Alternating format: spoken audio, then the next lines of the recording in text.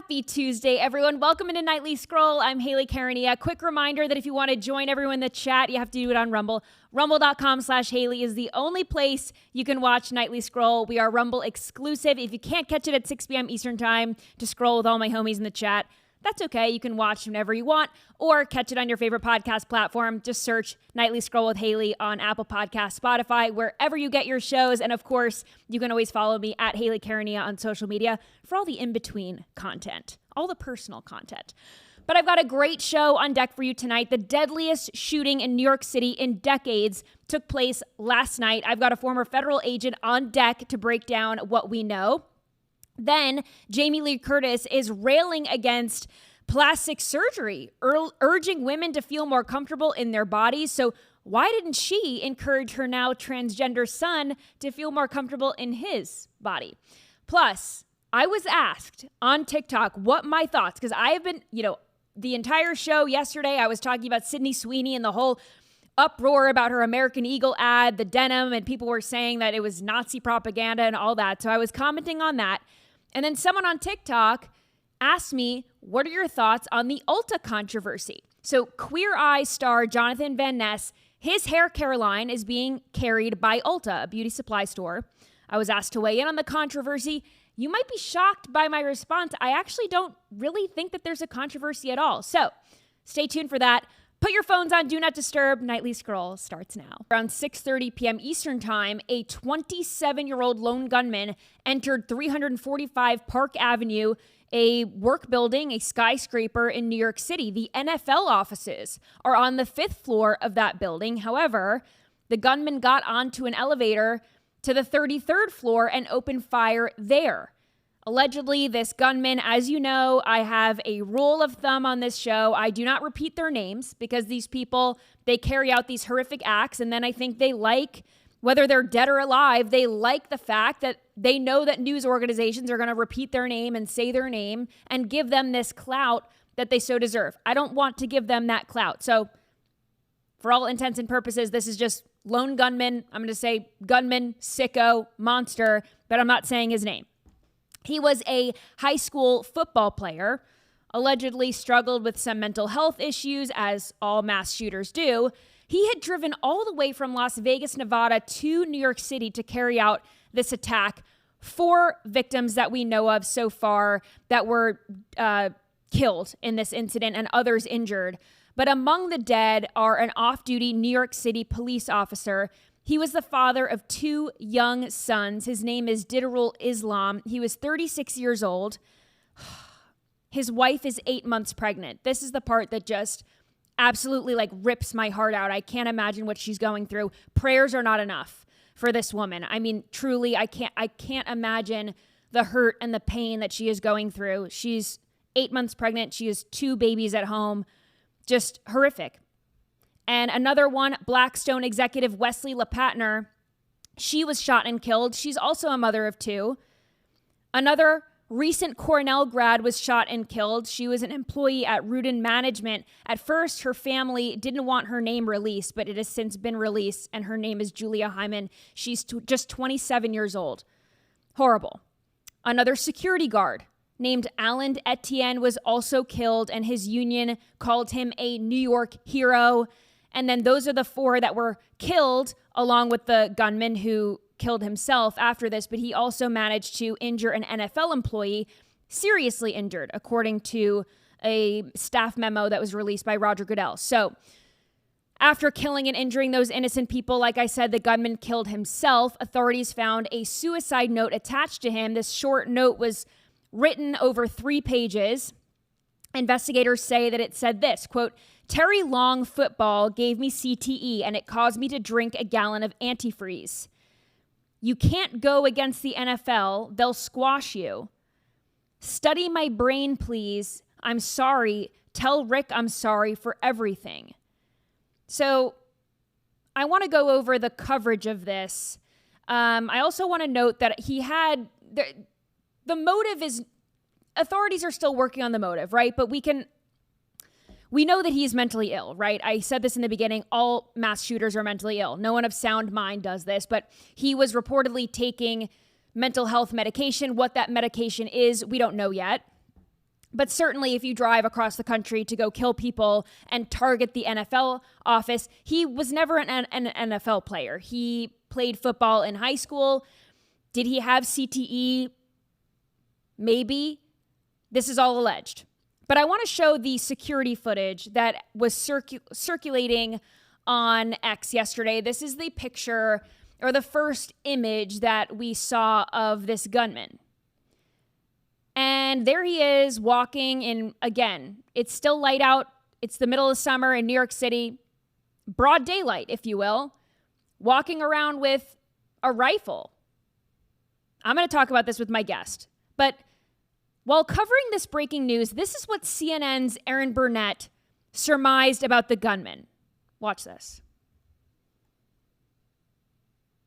Among them that they did get, they do know what he looks like. Sunglasses, mustache, male, possibly white. And possibly white. Okay, so here to break that down and so much more is retired Secret Service agent and host of Beyond the Service podcast, Scott Bryson. Thank you so much for being here, Scott. Thank you for having me. It's good to be here.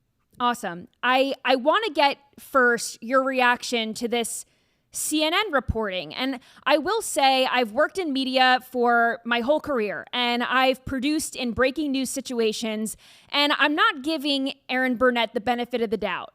But just so people know, you might be covering a breaking news situation. You get a call from executives at the top and they say, you got to stretch. We're covering this for the rest of the hour.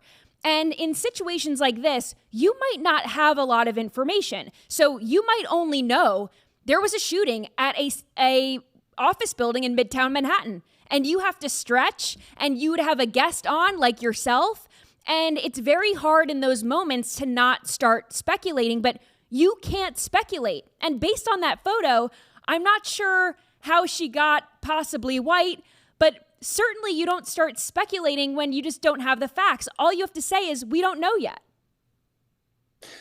Yeah, you're exactly right. The problem is the news media, the mainstream news media, has an agenda. They don't report the news. They have propaganda. It's a propaganda machine. Chris Plant says it very well. If it wasn't for double standards, there'd be no standards at all. They're basically apparatchik for the Democrat Party.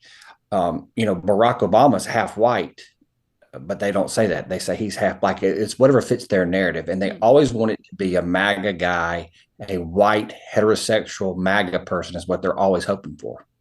Yeah, it's like, this is what she wanted it to be. This is what she wanted the shooter to look like. And I mean, I guess she's not wrong by saying possibly white. I mean, the shooter could be possibly anything. But to your point, it just goes to show that they're hoping for one outcome rather than another. But based on this photo of he's walking around in, it's daylight still, 6:30 p.m. Eastern time in New York City.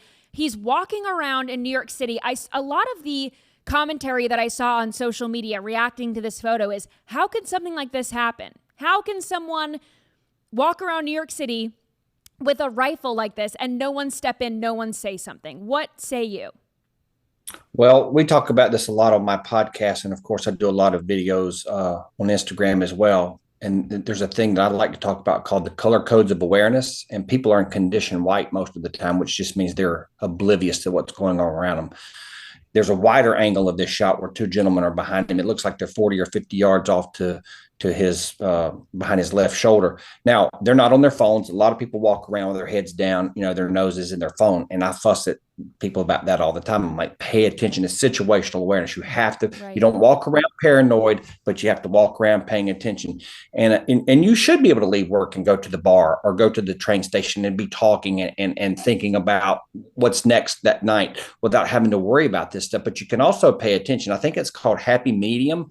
And a lot of people, I refer to them as sheeple, and I'm not trying to be mean, and I don't want to, it's not the two dudes behind him. It's not their fault, but people are just oblivious.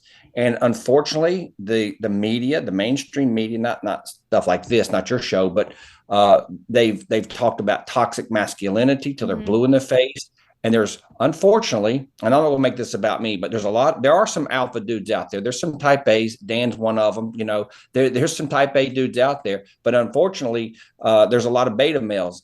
And I know it would take a lot of courage to come up from behind this guy and tackle him, especially if he's got a weapon, much less a shoulder weapon. I understand that would be very, very hard. I'd like to think I would do the right thing, Right. but very few people you see it all the time on subways. People are getting raped or beat up, and everybody's got their phone out filming. I don't understand. Where are the men? Step up.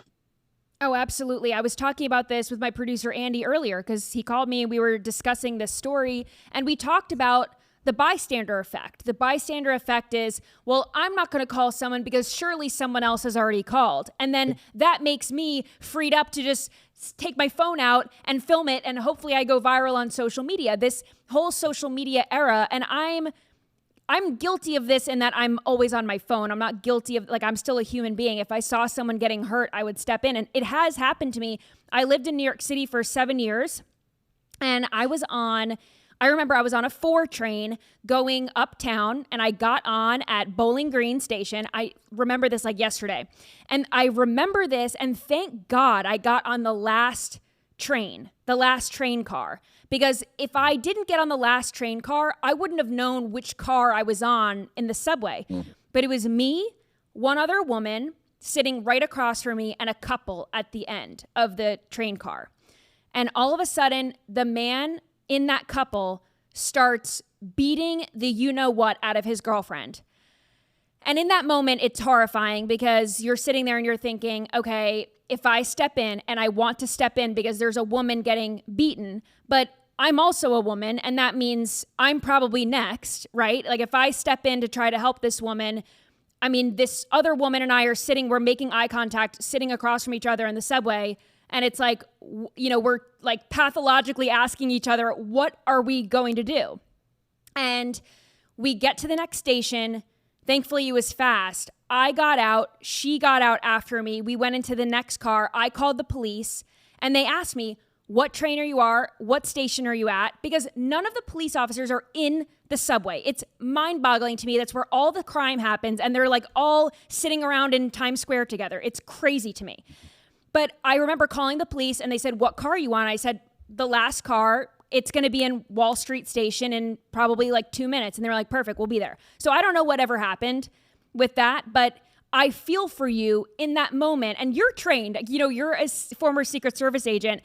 I'm not trained in any of this, but I kind of understand that feeling. Like, I want to jump in. I want to help, but I don't know if me jumping in is going to help, if it's going to do more harm than good.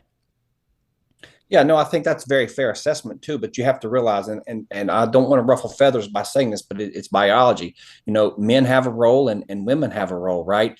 And God made us uniquely different. And not all men are, built like Dwayne Johnson. I understand that, but you don't have to be. A woman can do exactly what you did and call 911 and get help. Getting involved is not always the answer. I want to be very clear that getting involved is because there might be 2 or 3 victims. If you don't think you can physically handle the guy or the situation, absolutely stay out of it. Right. But I'm talking about men who are fit, men who are capable. And there are women out there, like there's some MMA women that can handle business, right? But not everybody is. I have a lot of women in my life. I wouldn't want my daughter or my wife or whomever to get involved either because their physical stature is not big enough. Right. But if you're a man, that's why it's important to take care of ourselves. We talk about this on my podcast too, staying physically fit, men and women. But men are supposed to be protectors. We're the providers. I know that's old school, and a lot of people don't like to hear that. Probably a lot of people watching your show probably agree with that. But, as a man, I just can't understand how you would sit there and watch something like, I don't want anything bad to happen. I really don't. That would be I could be a psychopath. I don't want anything bad to happen. But it's almost like if something's going to happen, it's like when I was working with the Secret Service, I was sick on my stomach when July 13th happened because I had been retired for a couple of years. I don't want anything bad to happen. But if it does, I hope I'm working, if that makes any sense. And I think anybody worth their salt feels that way. Yeah, absolutely. And I want to talk to you about July 13th also, but I want to get our New York conversation over with first. But I liked something that you said, that men are supposed to be providers, are supposed to be protectors. I think we should be encouraging everyone to go to the gym. That shouldn't be controversial. I think everyone should be in the best health that they can possibly do. And if you have, a medical problem or an injury or something, sure, I'm not talking about you, but I think for the most part, everyone should take their health very, very seriously, especially because it can help in a situation like this. But why do you think there are seemingly more beta men than alpha men these days? Well, I think a lot of it gets back. It's twofold. There's a lot of answers, but we'll just focus on two. I think that the nuclear family has been destroyed. And I think that started in the 60s, and that's been intentional for a lot of different reasons. And then, of course, now mainstream media has got an agenda with, of course, all this spiritual. I think it's spiritual warfare with the transgender stuff and the all the LGBT stuff. It's I just think that we're dealing with certain things that we can't necessarily see. And we can talk about it in depth later if you want to. We can talk about it another time. But like, I do believe in spiritual warfare, and I believe that there's an unseen battle that we can't see. And I think sometimes this stuff not sometimes, I think a lot of times it manifests itself in humanity. And this is how we see the end result. And we say, well, he had mental health issues, which he did. But what does that mean? And I think if you do a deep dive on that, and I'm no theologian or anything, but I think if you start really getting into the psyche of it, I think there's something to be said for the unseen world too. Yeah, I tend to agree with you on that. And, I think a lot of men do the best that they can with what they're given. And in a New York City, it is next to impossible to have a firearm to protect yourself because there are, a stack of paperwork like this. When I worked in New York City, I worked at Fox News. And of course, lots of my colleagues were conservative and we wanted guns and things like that. And my coworker was like, forget it. The stack of paperwork is this high. And not only that, you can't leave your firearm unattended. If you leave, when you're in New York City, you're very close to New Jersey and other parts of, and you can't leave the island of Manhattan unless you leave your firearm with another person who has a concealed carry. And it's like, that's like a unicorn finding, two people who have a firearm. Like, unless you're in law enforcement, it's like impossible. So, we would always joke about that. Like, they want us to not be able to defend ourselves. It seems like that in a big blue city, not just in New York, but in a lot of places. And, I think the men in this situation on the 33rd floor, maybe Guy, you could pull this up, but there was a photo that was circulating on X where they were piling up all of these couches and desks and things because the shooter was on the floor and they were trying to barricade themselves in. That was the only thing that they could really do to protect themselves. And it's very difficult because a lot of workplaces, even in red states, don't allow you to carry in the office, even if it's a constitutional carry state. Like, I was in Tennessee and we couldn't have firearms in our workplaces. And, most companies have some sort of a firearm policy where they say, well, you have to leave your firearm in the car. And it's like, well, what good does that do if someone mugs me on my way to the car? Or what good does that do if a shooter breaks into the building? Yeah, no, I haven't quite figured it out. It's a question that I've been wrestling with for a few years now. It's almost like you said, it's like they want something to happen. And then you'd have to be pretty sick and twisted for that to happen. But unfortunately, these blue cities in these blue states seem to really want the bad guys to prevail. And not like, we've talked about defund the police. We're not talking about much anymore, but for the 4 years prior to Trump getting back in, it was defund the police. Mm-hmm. I don't understand that. I've been in law enforcement for 30 years, and the only thing that's going to stop a bad guy with a gun is a good guy with a gun. Yep. And, like some of these recruiting offices, like let's just say Marine Corps or Navy, if you're going in, an 18-year-old kid, and you want to go in and sign up for the military, it's a gun-free zone. Well, these bad guys know that. And I want to be careful here because, I know you have a big audience, but, I'm an older gentleman now, and I'm all about asking for forgiveness instead of permission. And if you're truly carrying your gun, and I'm not suggesting that people should break the law, so I hope people don't twist my words, but if you're carrying concealed, you should abide by the law for sure. And you should know what the laws in your state are. However, at some point you have to ask yourself, what's your appetite for risk? Right. But mine is, I want to live, and I'd rather be tried by 12 than carried by 6. And I know that's cliche and that's old school, but that's just how I feel. I totally agree with you. And I think that there needs to be armed security guards at every school door, every place of worship. To me, this solves a lot of issues because bad guys with guns will be met with multiple good guys with guns. So the odds are in our favor, right? And then, it's also, if there's a security guard, an armed security guard at every door, right, of every school, every place of worship, to me, this creates jobs, right? I think that that's, a perfect world. But morale is so low and recruitment levels are so low among police officers and law enforcement officers.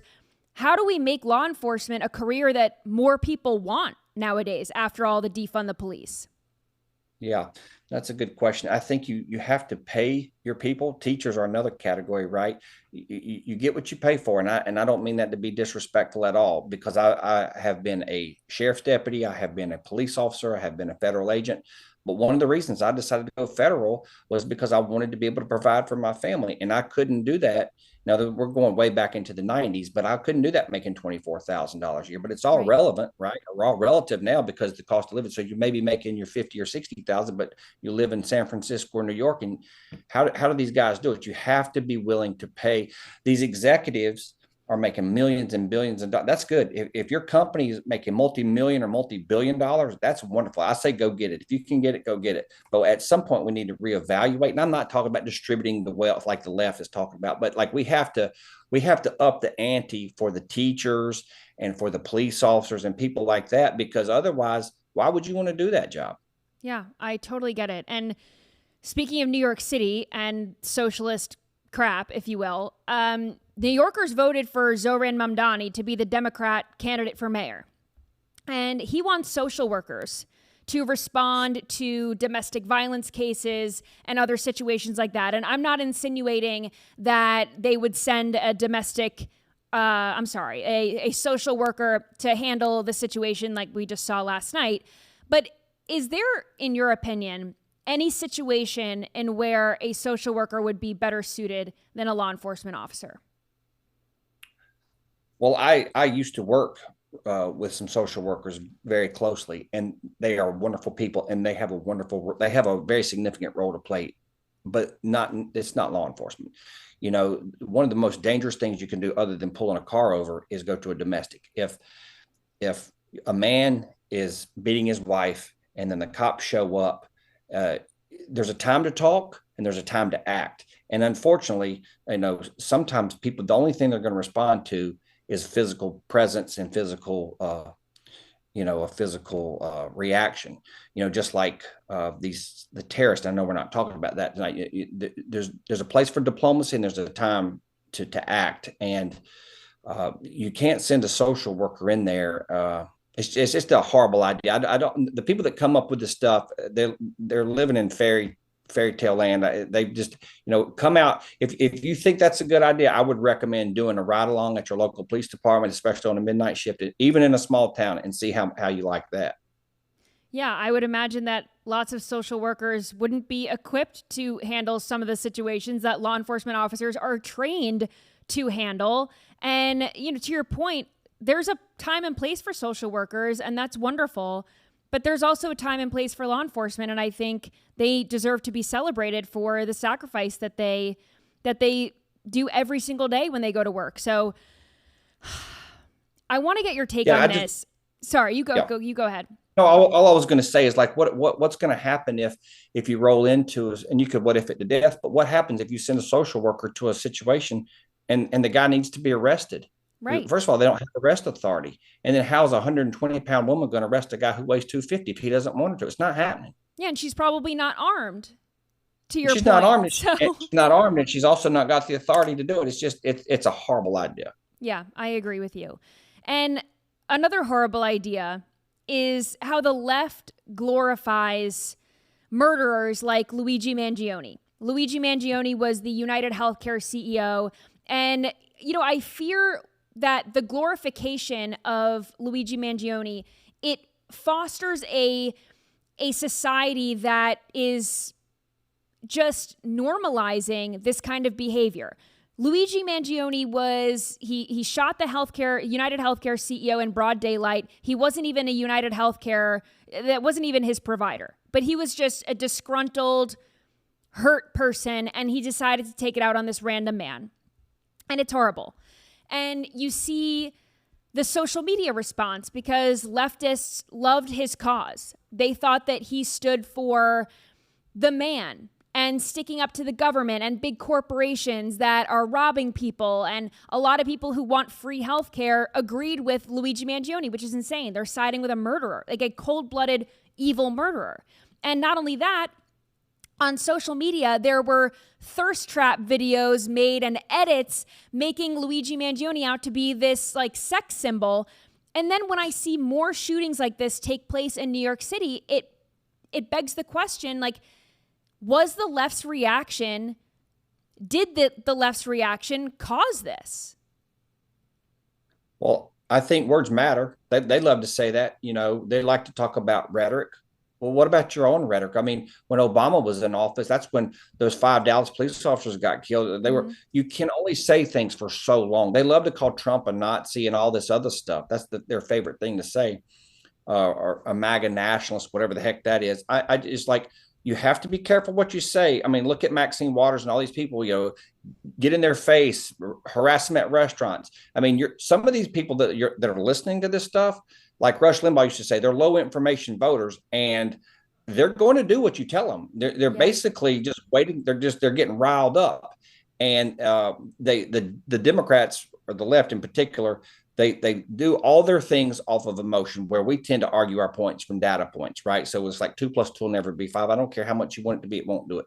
And so I think we come at it from a analytical perspective, and they come at it from all raw emotion, and they're misinformed. I mean, they did the same thing with the Ted Bundy show. Well, I think it was on Netflix or Prime, whichever outlet it was on, and their kids were dressing up like him for Halloween. They just uninformed, and they're eating up everything that's told to them. It's like they're brain dead. Yeah, I agree with you. I want to move now to July 13th, because you brought it up earlier. And as a retired Secret Service agent, I want to know what you think about why we have very limited information about Thomas Crooks, the shooter in Butler, PA. How much time do you have? I mean, that's as long as you want. That's an interesting topic. How many 20-year-olds do you know that don't have a social media footprint? Let me just let that simmer for a minute. I mean, allegedly, what I was told when they got to his house, not only was his house spotless, you could have eaten off the floor, which is odd for a 20-year-old, but he has no social media footprint. Was he working with someone? I don't know. I have my opinions. I think that the deep state is real, and I think it's deep, and I think it's wide. And I don't mean just in America. I mean the globalist and the whole thing, which I'm sure you agree with. Mm-hmm. But I don't want to cast aspersions because I'm not sure, but I have ideas. Like, I don't know how a 20-year-old kid gets 130 yards away from the would-be leader of the former leader of the free world. We can talk about the security mishaps too, if you want to. But like, as far as that guy goes, if it walks like a duck and quacks, it's probably a duck. And I have a hard time believing that he was alone. Yeah. I mean, there's too many things to have gone wrong. It's like a perfect storm. I say this, it's a perfect shitstorm. And I say that about Epstein too. Like, too many things. It's almost perfect how wrong everything went. And anyway, I have questions about how a 20-year-old got this gun into a Trump rally. I've been to a Trump rally before. It's high security. It's normally high security. You go through a metal detector. So again, how he got around this, not sure. It just seems like, did someone let him in? Is it someone in the Secret Service or I don't know. It just seemed odd that they would be such a mishap like that. Then I saw videos from the ground, people on the ground filming up at Thomas Crooks saying, there's a guy on the roof, there's a guy on the roof. Now, how on earth could Secret Service agents not know that and not see that if there are regular civilian people on the ground noticing that? I don't get that. No, I don't either. And one of my best assignments that I ever had with the Secret Service was I was promoted to go back to the president's detail when Trump first got in, and I was the detail leader for Eric Trump. So I lived in Manhattan, and Eric and I became very good friends. And I love him so much. The Trump family is amazing. And we talked after that, and he was devastated, like a normal person should be, like a normal son should be. And he was asking me these questions. Number one, I don't think the Secret Service was culpable. Now, did we do a horrible job on the security plan? Yes, they get an F- on that. Okay, and I keep saying we. I'm not there anymore, but it's just 25 years. It's old habit. But the Secret Service failed the final. Okay, so the buck stops with them. But I do have a hard time believing that this young man had a shoulder weapon in a perimeter that was secured with magnetometers and dogs and police and agents. I don't know who it was. I don't know that we'll ever know. And I know that was your original question. I don't know. I think Trump would like to know. I don't even think Trump knows. It kind of gets back to the whole Area 51 stuff. Like, these presidents, they're the president, but it's need to know. And if the Air Force doesn't tell you, they're not going to tell you. And if the Congress isn't going to tell you certain, they're not going to tell them. So these presidents, I don't think they're read in on everything. And that's got to be extremely frustrating, especially when you were the victim. Not only you're the leader of the free world, you're the doggone victim. And the Secret Service, like, if I was by the way, I want to be clear, Sean Curran is the director of the Secret Service. And I know Sean very well. He's a good man. And he was the detail leader for Trump that day. And I just don't understand. I wish he would kind of come out and say, what the deal is. Like, I think we do need, I don't think we always need, I think the American public feels like they need to know things sometimes that we don't need to know. Some things are need to know, but I feel like this is like the JFK files. Like, what's the secret? Like, a bad guy tried to kill a good guy. Tell us about it. I mean, why is that a problem? Unless that's not the story. And here's the thing, when there is a lack of transparency, and to your point, maybe this is so high, top secret that the American people won't know or shouldn't know. And maybe that's true. I don't know. But when we have this lack of transparency, that is where conspiracy theories are born. That is when people start having questions and they start running with it because no one's stopping them. And to your point about Sean Curran and whoever else was there on that detail, not coming out and saying things, that's interesting. And to your point about the Secret Service failing and getting an F, I agree with you. What's interesting is that they have said since then, some of the agents that were there that day were suspended temporarily. They were demoted, but no one was fired because they said that this was a Secret Service agency-wide failure. Do you agree with that response? Well, that's a tough one. Let me say this. I know a couple of the individuals that were in the Pittsburgh field office. That's Butler's area, falls under Pittsburgh. And I know a couple of those guys. So it brings me no pleasure saying this because I worked with two of the guys, one on the counter assault team and one's on PPD. They're good dudes, very competent individuals. Should they have been reprimanded? Yes, I think they should have been reprimanded. Should they be fired? I don't want to go that far. I mean, I don't know. People do. It wasn't intentional. I mean, I don't think because you're the figurehead, yeah, the buck's got to stop with you for sure. But you're only as good as your lowest common denominator. And if you're going to, not you, but you plurally, if we're going to go down that road, then we got to go back into the hiring panel and to who hired the DEI hires. And I don't want to start throwing shade on these individual female agents or whatever, but because I know they've been put through the ringer, but DEI is a problem and we've lowered the standard. And one of the things I preach on my podcast is the standard is the standard. If you're going to be a Navy SEAL, you got to get through buds. I don't care what your skin color is. And if you're a woman and can do it, God bless you. But here's the standard. You have to meet it. And the Secret Service, in my humble opinion, has lowered their standard over the last, I don't know how many years. It took me 2.5 years to get that job. Back in the 90s, it was hard to get in. The attrition rate was like 1%. Yeah. And Dan can talk about that too, because we're basically the same vintage from way back then. And it's just, I don't know. I don't think it's the same as it was back then. I think it's kind of the case across the federal government, though. Yeah. I'm not making excuses. I think it's horrible, but I think that. And I think mistakes happen, right? We're human. But at the same time, these are the people tasked with protecting the president of the United States.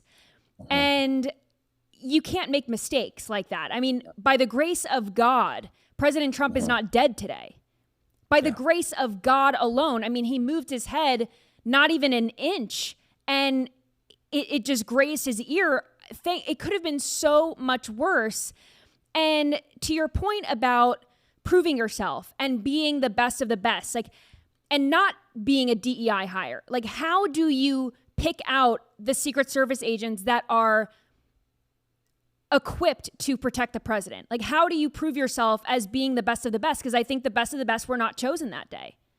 No, I totally agree. I worked for a man. I'm not going to say his name because I don't have permission, and he's an awesome individual. He was the SAC, the special agent in charge of PPD when I was there. And I worked for many different SACs. That's the boss, right? And so this individual was just an amazing human being. And we were standing in the White House one day. Bush, back in the day, President Bush 43 was a big runner. And then when he was in town, he would just run around the South grounds because he couldn't go running through DC, not very safe. So we were standing in the portico kind of watching Bush run.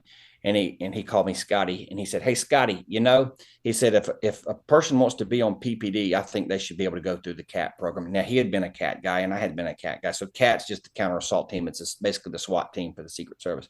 Okay. Basically, the standards are pretty high. And if you can't make the standards, Secret Service qualification scores are 70 for firearms. And CAT guys have to shoot 90. And they have to do some different things too. And the PT standard's really high. He was basically saying, if you can't make it through CAT, you shouldn't be on PPD. And I totally agreed with him. The problem is not many people can or want to do it. And so you'd have a handful of guys working all the time. It's absolutely ridiculous. Yeah. We can only hope that the Secret Service makes the changes needed to make sure that nothing like this ever happens again. And I really do hope that we get some information about Thomas Crooks and some of the other issues like January 6th and others. And I really do appreciate you coming on. I love your insight. I need to have you back on soon. So in the meantime, where can people follow you, your podcast, on social media, everything you do? You have great survival tips, safety tips, everything. So you're just a wealth of knowledge. And where can people go find you in that? Well, I appreciate you saying that. It's Scott Bryson, BTS, that's just short for Beyond the Service. Well, we have a podcast that's on YouTube. We're trying to get some stuff put out on Rumble now. I've been fussing at my boys about that. So we're trying to get on Rumble, and we're on Instagram, TikTok, and X. Amazing. Scott Bryson, thank you so much for joining Nightly Scroll. Thank you for having me. Awesome. Wow. A wealth of knowledge. I absolutely love that interview. I meant what I said. I have to have him back because I have so many more questions that we could really go down a Secret Service rabbit hole. So stay tuned for that. I want to take a quick break to tell you about the sponsors for tonight's episode. First up is Blackout Coffee. I love Blackout Coffee. I'm a huge fan of theirs. And if you are like me and you need that caffeine fix fast in the morning, their coffee pods are a total game changer. These are not your average grocery store pods. Blackout pods are packed with fresh roasted bold coffee, again, made here, right here in Florida. You already know that. They work with single serve pod brewers. So yes, they are fast, easy, and actually delicious. You already know I talk about my favorite flavors. The cinnamon flavor is awesome. My uncle, he has the banana Foster flavor, also awesome. I like the blueberry cold brew. Also awesome. None of that bitter, stale junk. So just pop in whatever your favorite flavor is. Get that pod, that single serve pod, and boom, right there, right away, you got that strong, smooth cup of coffee in the morning in just seconds. So whether you're racing out the door, juggling kids, jumping back-to-back calls, this is your new morning lifesaver. And the best part, they ship nationwide. So wherever you live, you can get your hands on it. Fresh coffee at your door in days. So just head to blackoutcoffee.com/scroll or use code SCROLL at checkout for 20% off your first order. I am also thrilled to tell you about Masa Chips. This is a new sponsor for the show. Did you know chips and fries used to be cooked in tallow up until the 1990s when big corporations switched to cheap processed seed oils? Today, seed oils make up about 20% of the average American's daily calories. And recent studies have linked seed oils to metabolic health issues and inflammation in the body. Well, Masa has decided to do something about it. They created a tasty, delicious tortilla chip with just 3 ingredients. Absolutely love that. And yes, no seed oils are in there. So not only do they eliminate the bad stuff, they taste great. They're the best part. I don't get that heavy, sluggish feeling after I eat them. This is amazing. It's hard to find snacks to keep around the office that are not ultra processed or unhealthy. Masa takes care of that. Masa Chips is beloved by tens of thousands of customers and has been endorsed by industry-leading health and nutrition experts. Are you ready to give Masa a try? Go to masachips.com/scroll and use code SCROLL for 25% off your first order. That is masachips.com/scroll and use code SCROLL for 25% off your first order. Love them. Absolutely love them. And I'm so excited that they are a sponsor of Nightly Scroll. Should we just get into some scrolling time? I have so much show planned, but I didn't want to cut Scott short because he was awesome. So let's go into scrolling time. I mean, what do you want me to do? I had a great interview. I got my ads in. The scrolling time is as fast as humanly possible. We can get it to you. All right. This first one is very indicative of New York City and where it's going. So watch this. And now I want to sit back and relax It says and enjoy my evening. you accidentally set up your picnic next to the furry voice. meetup. And yes, there is pride trans flags, and it's just a few girls. They're sitting around. They've got a little picnic set up. They're drinking their seltzer, their wine, their snacks, and all of a sudden, freakazoid men are just hopping around with their dog ears and their cat ears on. No, not the dog ears. Did you see that in the park? No, I have never seen a furry in real life. Some of them have like full Just on costumes. TikTok. They've got what? Like full costumes. Oh, I know it. Don't they? I don't want to get in trouble here and insult people, but is this the kind of person that goes to like Comic-Con, or is furries different? No, I think furry is its own little kind of like Subsection micro of fetishy group. Maybe I don't mean that in a hobby. I don't know anything about them, but like I do know they're identified right with the ears, probably. Yeah. Yeah. Part of me is it like a fetish thing? Is it a sexual thing, or? I believe it is. I believe that's sort of the root of it. But then it begs the question: are furries becoming so mainstream that this is why there are the kids going to school and they're saying, I identify as a cat and I need a litter box, or I identify as a dog, ruff, ruff, in school? Is that why that's happening? I don't know. We're just laughing at that bark. Ruff, ruff. I don't identify as a dog, but anyway. It's crazy. And when I was watching it, I didn't know that it was New York City at first. And I said, okay, it's obviously a blue city. It's on the water. I saw the W in the background and I was like, I think that's Hoboken across the water there. And I checked the girl's profile and it's New York City. And I thought, yeah, she's sitting on the West Side Highway. I never saw it, but it's certainly happening.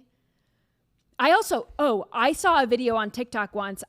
Maybe I could find it. Maybe I'll play it tomorrow or something.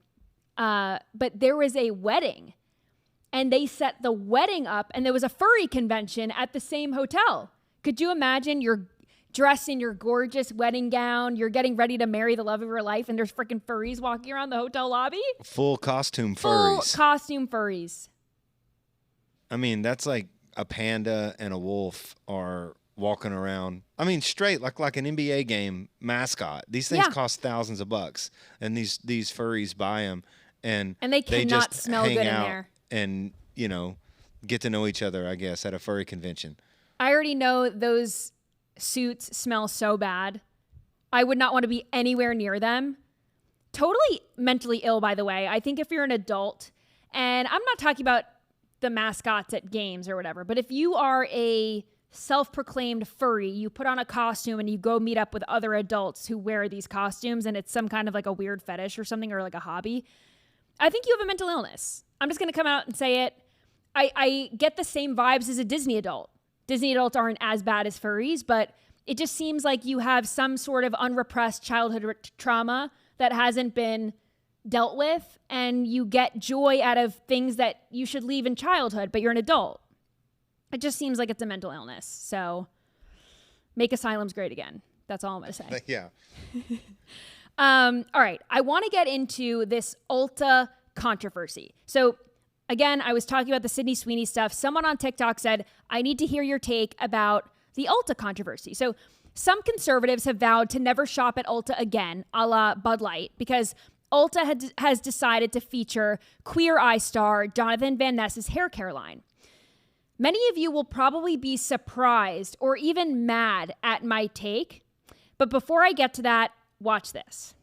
JVN Hair is now at Ulta, and I'm here to see the display for the first time, you guys. Hi, honey. What's your name? Paulina. Nice to meet you, Paulina. Hi. Nice to meet you. What's your name, honey? Nice to meet you, Flo. We're gonna see what JVN Hair looks like at Ulta for the first time. It's gonna be Ulta fun. Okay, let's see it. Who's that? She's so pretty. I got highlights since then. You guys, do you think it's pretty? It's gorgeous. Do you think she's gonna get along with all of her other new Ulta friends? Gorgeous, of course. She fits right in. She does, right? Mm-hmm. JVN Hair is now at Ulta Beauty nationwide. We love the hair you have. Okay, my first reaction is the over dramatic, I mean, it's very annoying. But this is who he is. He's always been, this is a gay guy. He was on Queer Eye. You guys remember Queer Eye with the straight guy and all that. So this is who he is. And he's always been like that. So even as a gay man, I don't think he's trying to act like a woman. I don't think that he's putting on this like woman costume and mocking women. This is how he has always acted. But Ulta just did this collaboration. And here is how conservatives have been reacting as a whole. Here's one of the examples on TikTok. Watch this. So it says, Ulta just did a collab with this dude pretending to be a girl. Ulta could have celebrated real women. Instead, they chose a man in makeup and called it progress. I am never shopping at Ulta again. Now, you have every right to not want to shop wherever you want. I personally don't participate in boycotts because I think they're rooted in cancel culture, and I don't subscribe to that. I think that cancel culture is lame and it should be over. So I don't participate in this kind of thing, but I get it.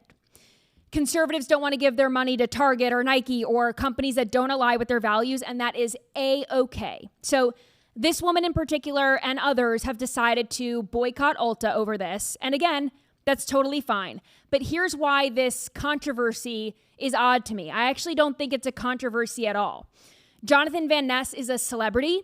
He was the star of, or one of the stars of the Netflix reboot of Queer Eye, basically a modern day redo of the popular show from the 90s, Queer Eye for the Straight Guy. It's a makeover show, very similar to what is that show on TLC? What Not to Wear, right? So this was very popular in the 90s and early 2000s where you would pick this person off the street and they looked like a mess and they'd get fixed up on this reality television show. And Queer Eye for the Straight Guy, and now the modern Queer Eye, is exactly that. It is picking this guy up off the street. His coworkers nominate him and they say he really needs a makeover, whatever. So Jonathan Van Ness is one of the gays that helps make over these men and women who need a makeover. And Jonathan Van Ness was the hair care and beauty expert on the show. He is a hairstyler. He's a hairstylist. He now has millions of followers and is an influencer. So to me, it makes total sense that he would have a product line of hair care products. He's one of the only celebrity hairstylists I can name right now. So Ulta giving Jonathan Van Ness a kiosk in their stores is expected. And if you don't go to Sephora often or Ulta often, these beauty supply stores, I will fill you in. These little setups in the front of the store, they come and go. They will highlight a brand or a product for maybe a season, maybe a month, maybe a few months, and then it rotates and they feature someone new. So this argument that Jonathan Van Ness is taking a spot away from women is simply not true. Not to mention all of the men who are professional, famous makeup artists, like world-renowned makeup artists who deserve their spots in Ulta and Sephora. Patrick Ta, Makeup by Mario, Patrick Starr, Jeffree Star, just to name a few. So if conservatives are really anti-DEI, meaning we don't care who gets the job, whatever the position is or the award or whatever, so long as they are the best person for the job, then you should have no issue with these men having featured products at Ulta. They are the best of the best, and they're not taking spots away from women. Women are also crushing it in the beauty space. You walk into Ulta or Sephora, there are tons of female-owned brands like Rhode, Rare Beauty, House Labs, Fenty Beauty, Tarte Cosmetics, Anastasia Beverly Hills. I could go on and on and on. You cannot factually argue that by giving Jonathan Van Ness a spot in Ulta, women are not succeeding. It's just not true. And I think people are applying the argument that I frequently make in protest of trans women in women's sports. You all know how I feel. Women deserve to have a level and safe playing field. Biological men have no space in women's sports. But the same argument cannot be made for biological men in makeup or beauty, especially when they deserve to be there. Now, I will admit, I don't fully understand all that is going on with Jonathan Van Ness. He was gay. He still goes by he, him pronouns, but I guess he considers himself gender queer and sometimes wears women's clothes. Fine, so long as he's not hurting anyone or demanding to use the women's restroom or take away women's scholarships or beat them in sports, who cares? Let him wear a dress. Let him wear makeup. Lots of gays in the beauty industry do. And they're great at what they do. It's not like this guy is, running the Pentagon. And I am with all of you. I don't think that DEI has a place in a lot of these places, like in the military and in the president's cabinet and things like this. I think if you are the best at what you do, then you deserve the job. And in this case, Jonathan Van Ness is a highly successful hairstylist. If anything, he deserves to be here. I do not have a hatred for trans people, gay people, or anyone in that community. And if you have a problem with someone in that community just because you don't like the way that they dress, that's something that you can wrestle with. But I am going to say congratulations to Jonathan Van Ness on this collaboration. It is well deserved. And I know people are going to be mad at me, but you all know I don't care. I say how I feel, and sometimes I go against the grain. So that's my take on the Ulta controversy that, to me, is not a controversy at all. All right, this next video got me cracking up laughing, and it is a guy who, and we can have a conversation about squatters' rights. It's totally insane that people can just show up in your house and they stay there long enough and then they have rights. It's like, what? What do you mean you have rights? I do not understand this. It's so insane. I do not at all. This should be like a bipartisan thing that everyone in Congress, everyone in the Senate comes together, left, right, center, and says, this is something that we need to do away with. I don't know how this isn't already done. It just seems like it blows my. We can all agree on it. Is there something in the legalities of the paperwork that they signed to go into an Airbnb and then just never leave? I mean, is there some sort of loophole that says they can't physically be knocked out? I mean, why in the world can't they just be drug out of these places? I don't understand. I don't know. But they never do. They're people living years. I don't know. So anyway, this guy had the perfect response to squatters. Watch this. One thing that's so funny to me about the squatter law, where they're like, oh, if you stay at someone's house for 30 days, you get to take over their residence. I think that idea is so funny to me because you're not going in and out. You're probably hiding inside of my house for the 30 days to get, your squatter rights. So that means no one's looking for you. What do you think I'm going to do to you when I notice that you're in my house and you're not leaving? I'm going to blow your dome off. Nobody's looking for you. So that idea is always it's always been funny. They'll try to get their cameras out oh, there's one squatting in my residence. No, I'm gonna kick your fucking head in and blow your dome off. And no one's looking for you, clearly, because you've been here for 30 days. You've been warned. I totally agree. He's got outside of the violence, he's got a point. He's got a great nobody point. Cares enough about where these people are that they're allowed to stay in somebody else's house for 30 days. Totally. No one's looking for you? Again, I'm not saying that I'm not condoning violence of any kind, but it is true. I mean, if you were going to, vigilante justice, take matters into your own hands, I mean, no one's looking for them. So, something to think about. All right, this last video, this woman posted this on TikTok saying that she was at her wedding, celebrating her wedding. It looks like she's at the bar. She's feeling herself a little bit. Maybe she had a few drinks. Then she says she was 6 months pregnant at the time, didn't know it. Huh, watch this. Post a time when you were pregnant and didn't know.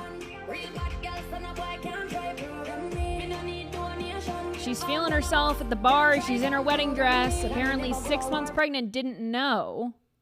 Now, I'm going to turn my iPad on so we can go through the comments together because, listen, I know you're not supposed to body shame. I know you're not supposed to say congratulations to a woman if you don't know if they're pregnant or not. That's rude. You don't want to assume that someone's pregnant. But here's what people said in the comments. That baby is waving to us and you don't know? Someone else said, girl, you knew. Someone said, my grandma passed in 1987 and she knew. Someone said, everybody knew. I knew and I wasn't there. The whole wedding party knew, but you. Stevie Wonder could see that you were pregnant. And I have to agree, I'm not trying to body shame, but that lady looks pregnant. And I know you're not supposed to, you're not supposed to assume. But now that I know she's pregnant, I'm saying, yeah. Where are the bridesmaids at? I mean, where's her people? Someone's got to step in. Where's her crew? That's just like the wing woman. You know what I mean? That's just like, hey, you preggers? Put down the tequila, girl. Anyway, I hope that baby's okay. But anyway, that's all I have. I want to tease a little something for all of you. On Friday, I'm going to be hosting Vince live. So you're going to see me at 10 a.m. Eastern time. Same girl, new time slot, okay? And it's not going to be Nightly Scroll. I'm not going to, I'm going to try to do my best Vince impression and do a serious news show for all of you. So I will deliver that, the kind of news stories that I do at the top of my show. Maybe I'll end the show on something a little fun, just to give people a taste of what Nightly Scroll is about. Then people who watch Vince and they don't know anything about me, maybe they'll like it.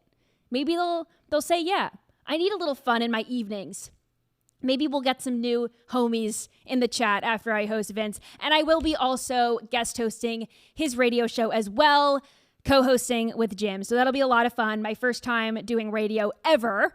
So I encourage you to join me on Friday for all of my firsts, okay? It'll be a lot of fun. So I'm excited. And I will still be doing my show that night as well. So very busy gal.